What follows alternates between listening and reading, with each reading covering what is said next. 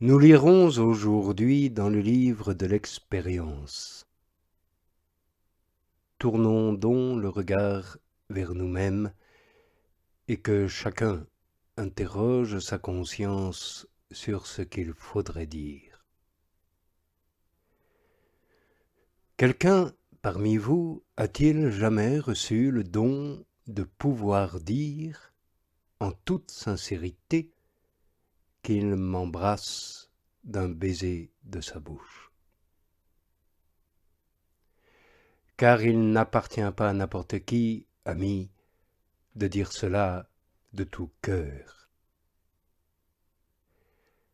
Si quelqu'un a reçu de la bouche du Christ Jésus, ne fût-ce qu'une fois, le baiser spirituel, celui-là vraiment peut chercher à retrouver cette même expérience et il aime à la redemander. Je pense que personne ne peut même savoir ce qu'elle est, sauf celui qui la reçoit. C'est réellement une manne cachée. Et celui-là seul qui en mange en aura encore faim. C'est une source scellée où l'étranger mondain n'a point d'accès, mais celui-là seul qui en boit en aura encore soif. Écoute, ami, celui qui en a fait l'expérience, comment il réclame. Rends-moi, dit-il, la joie de ton salut. La dernière qui puisse prétendre à cette grâce, c'est l'âme qui ressemble à la mienne, chargée de péché et toujours en butte aux passions de la chair et aux tribulations de l'esprit mondain. Une âme qui n'a pas encore éprouvé la douceur de l'esprit, qui ignore les joies intérieures et n'en a encore aucune expérience. Je vais pourtant montrer à une telle âme une place qui convient pour son salut. Qu'elle n'ait pas la témérité de s'élever jusqu'à la bouche du très doux époux, mais qu'elle se tienne, craintive et révérende, avec moi, aux pieds du très juste et miséricordieux Seigneur, et que, comme le publicain, elle regarde en tremblant la terre, non le ciel. Sans quoi, son regard accoutumé aux ténèbres, ébloui par les astres du ciel, serait accablé par la gloire. Repoussé par des splendeurs inhabituelles, il serait de nouveau enveloppé dans la cécité d'une nuit plus épaisse. Qui que tu sois, ami, âme qui te reconnaît comme telle, ne considère pas comme vile ou méprisable cette place où la sainte pécheresse se débarrassa des péchés et revêtit la sainteté. C'est là que la Sulamite changea de peau et, rétablie dans une nouvelle blancheur, pouvait dès lors riposter en toute confiance et vérité à ses accusatrices. Je suis noire, oui, et pourtant belle, fille de Jérusalem. Te demandes-tu par quel artifice elle a réussi à opérer ce changement, ou par quel prodige elle l'a obtenu? Apprends-le en peu de mots, elle a pleuré amèrement. Et poussant de longs soupirs du fond de ses entrailles, secouée en elle-même par des sanglots salutaires, elle a vomi son poison. Le médecin céleste s'est précipité à son aide, car rapide court sa parole. Et la parole de Dieu n'est-elle pas un breuvage? Oui, certes, un breuvage fort, énergique, qui sonde les cœurs et les reins. Car la parole de Dieu est vivante et efficace, plus incisive qu'aucun glaive à double tranchant. Elle pénètre jusqu'au point de division de l'âme et de l'esprit, des articulations et des moelles, et elle discerne les pensées. À l'exemple donc de cette bienheureuse repentie, prosterne-toi à ton tour, âme malheureuse, pour cesser d'être malheureuse. Toi aussi, prosterne-toi à terre, embrasse les pieds du Seigneur, apaise-le avec des baisers, inonde-le de larmes, non pas tant pour le laver, lui, que pour te laver toi-même. Ainsi tu deviendras une de ces brebis tondues qui remontent du lavoir. Et encore, n'aie pas l'audace de relever le visage, voilé de confusion et d'affliction, avant d'avoir entendu, toi aussi, tes péchés te sont remis. Avant d'avoir entendu, lève-toi, lève-toi, fille de Sion captive, lève-toi et secoue ta poussière. Après avoir ainsi déposé sur ses pieds le premier baiser, tu n'auras pas pour autant l'audace de t'élever aussitôt au baiser de la bouche. Mais tu devras d'abord passer par un deuxième degré, par un baiser intermédiaire que tu déposeras sur sa main. En voici la raison. Si Jésus m'a dit « tes péchés te sont remis » et que moi, je n'arrête pas de pécher, à quoi cela me servira-t-il? J'ai ôté ma tunique, si je vais la remettre, quel progrès je fais? Si je salis de nouveau mes pieds que j'avais lavés, à quoi bon les avoir lavés? Souillé par toutes sortes de fautes et d'imperfections, je suis resté longtemps enfoncé dans la vase du bourbier, mais y retomber serait sans doute pire que d'y être resté toujours. Bref, celui qui m'a guéri, c'est lui-même qui m'a dit, je m'en souviens, « Te voilà guéri, va, désormais ne pêche plus, de peur qu'il ne t'arrive pire encore. » Mais celui qui m'a donné la volonté du repentir doit me donner de surcroît la force de la continence. Sinon je vais répéter ces actes qui imposent le repentir, et je vais rendre ma nouvelle situation pire que la première. En effet, malheur à moi, bien que repentant, s'il venait à l'instant retirer sa main, lui, sans qui je ne peux rien faire.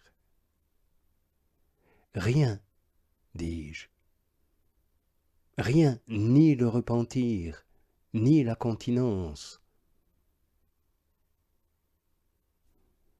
Pareillement j'entends le conseil du sage, ne ressasse pas tes paroles dans la prière.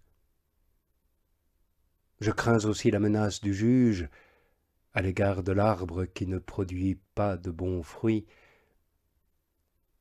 Pour ces raisons, j'avoue que je ne saurais être complètement satisfait par la première grâce qui me fait me repentir désormais de ma mauvaise conduite. Il m'en faut une seconde qui me fasse produire des fruits dignes de mon repentir et m'empêche de retourner encore à mon vomissement. Voilà ce que j'ai à demander et à recevoir avant de prétendre à un contact plus élevé et plus sacré. Je ne veux pas atteindre le sommet tout d'un coup, je veux progresser peu à peu. Autant l'effronterie du pécheur déplaît à Dieu, autant lui plaît le respect de l'homme qui se repent. Tu l'apaises plus vite si tu gardes ta mesure et si tu ne cherches pas ce qui te dépasse. Il y a un grand saut difficile à faire du pied à la bouche, et l'accès n'est pas aisé non plus. Quoi, couvert de poussière encore toute récente, tu voudrais toucher la bouche sacrée? Tiré hier de la boue, tu te présenterais aujourd'hui au visage de gloire. Non, il te faut passer par le baiser de la main. C'est elle qui doit te purifier d'abord, qui doit te relever. Comment? En te donnant des raisons d'oser. Lesquelles? La parure de la continence et les fruits d'un digne repentir. Voilà les œuvres de piété. Elles vont te relever du fumier et te donner l'espoir d'oser davantage. En recevant ce don, certes baise-lui la main, c'est-à-dire non pas à toi mais à son nom, donne la gloire. Glorifie-le une, deux fois, non seulement pour les péchés remis, mais encore pour les vertus accordées. Autrement, prends garde de protéger ton front de coups comme ceux-ci. Qu'as-tu que tu n'aies reçu? Et si tu l'as reçu, pourquoi te glorifier, comme si tu ne l'avais pas reçu? Enfin, ayant déjà une double expérience de la complaisance divine grâce à ces deux baisers des pieds et des mains, tu peux peut-être prétendre à des expériences plus hautes sans crainte d'être confondu. Car à mesure que tu grandis dans la grâce, tu sens aussi ton cœur se dilater dans la confiance. De là vient que tu aimes avec plus d'ardeur et que tu frappes avec plus d'assurance pour obtenir ce qui te manque. Or, à celui qui frappe, on ouvrira. Je crois qu'on ne refusera plus longtemps à un homme ainsi disposé ce baiser suprême, quel qu'il soit, le baiser de suprême complaisance et d'enivrante douceur. Et voici la voie à suivre, la méthode à observer. Tout d'abord, nous tombons aux pieds du Seigneur qui nous a fait, et nous déplorons ce que nous avons fait. Ensuite, nous cherchons la main qui nous relève et qui raffermit nos genoux chancelants.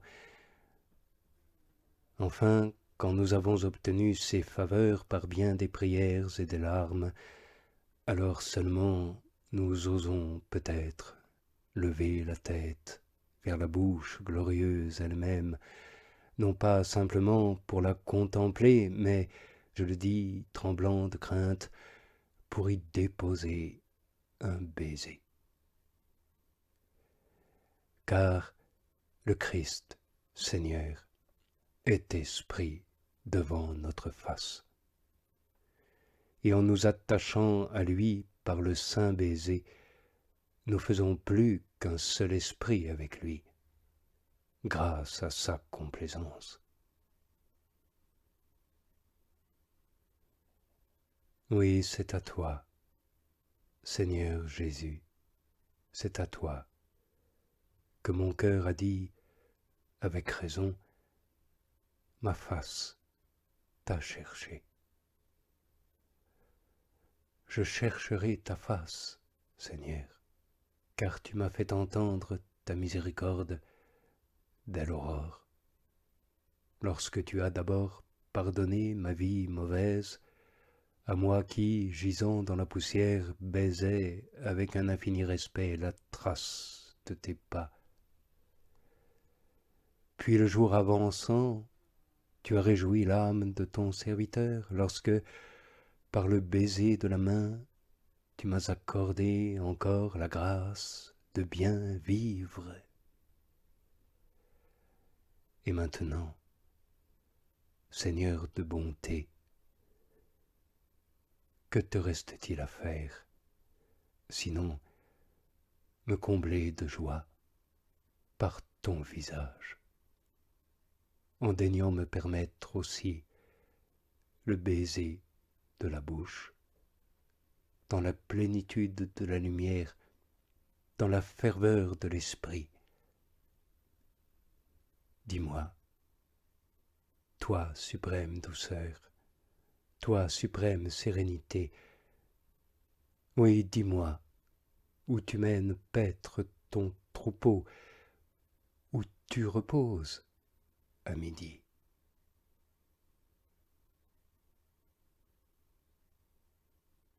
Amis, il est bon pour nous d'être ici, mais voici que la peine du jour nous réclame. En effet, le temps imparti et déjà dépassé nous oblige à interrompre plutôt qu'à terminer cet entretien. Sinon on pourrait nous reprocher, à nous aussi, ils disent, mais ne font pas. Jusqu'à demain donc, prions le Seigneur Dieu d'agréer l'hommage de ma bouche pour notre édification à tous et pour la louange et la gloire du saint nom de l'époux sacré.